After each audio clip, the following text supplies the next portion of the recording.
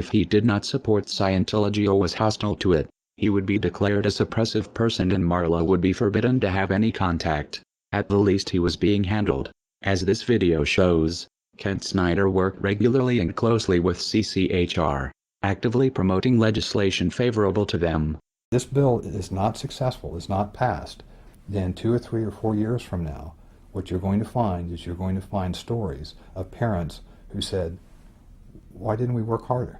My child is now subject to mental screening. He's now subject to therapy. There's all sorts of coercive measures that are going on. So the time is now. Parents need to understand that, and we're going to do everything we can to fight against it. This is important because there is an attempt to rationalize Ron Paul's involvement with CCHR and founding member Dr. Zass as harmless. On the Ron Paul forums, when a supporter points out the Scientology connection, another member tries to spin Zass as a great libertarian who is not a Scientologist nor is sympathetic to Scientology. This is bullshit. CCHR is a branch of Scientology and SZAZS co-founded it. The Church of Scientology would never allow someone they did not control to have that much influence. The CCHR website was registered by Scientologist Amber Smayataki. Most of the board are Scientologists. Zass denies being a Scientologist. A representative writes, sharing this battle does not mean that Dr. Zass supports the unrelated principles and causes of any religious or non-religious organization. This can be true working with most organizations, but as we have shown, Scientology does not work this way. You are either for Scientology or you are against it. Whether SZAZS himself believes in Xenu is irrelevant. What is relevant is Scientology considers Zass non-hostile and therefore successfully handled. Kent Snyder may have something in common with Lisa McPherson. His involvement with a cult might have killed him. Like Zass, Scientology believes in an extreme version of personal responsibility. That disease is a result of body thetans and it is the Scientologists' fault for not trying hard enough to clear them. If they did, goes the theory, they would be free of disease.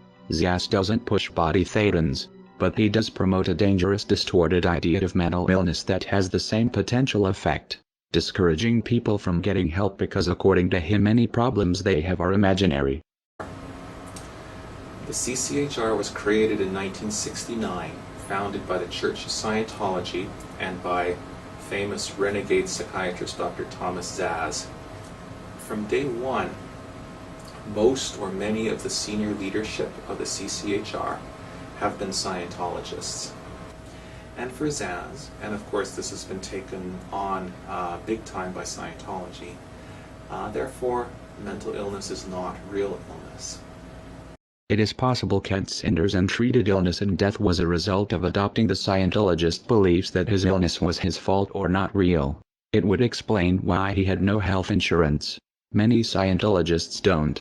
It seems Snyder sincerely believed in Ron Paul's libertarian rhetoric and equally trusted his Scientologist friends, though this ultimately was not in his best interest. A further question arises. How many of Scientology ideas are influencing Ron Paul's campaign for liberty through CCHR and Zass?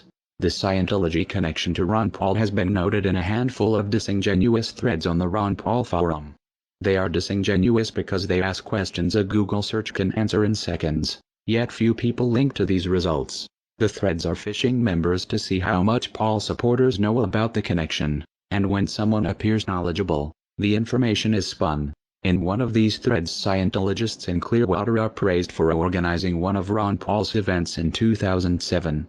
The writer clearly doesn't understand the significance of saying Scientologists and former Scientologists are involved. It's possible he is confused or misinformed. It's also possible Scientologists are lying about no longer being in the church.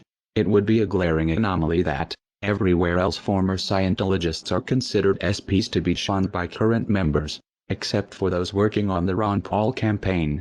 More likely Scientology finds it expedient to muddle the connection by having members involved avowed they are former Scientologists. Since most Paul supporters don't know the first thing about Scientology or how to check the information, Ron Paul's campaign manager Kent Snyder had a close working relationship with the Scientology group CCHR from at least 2005. Snyder worked closely with Scientologists at the same time he worked in politics to make Ron Paul the household name he is today. Snyder helped push legislation favorable to Scientology. To do this he made PR videos approved by CCHR. In turn CCHR supported and promoted Ron Paul's presidential candidacy, most blatantly in the pay-to-play luncheon on November 28, 2007, the day of the debates.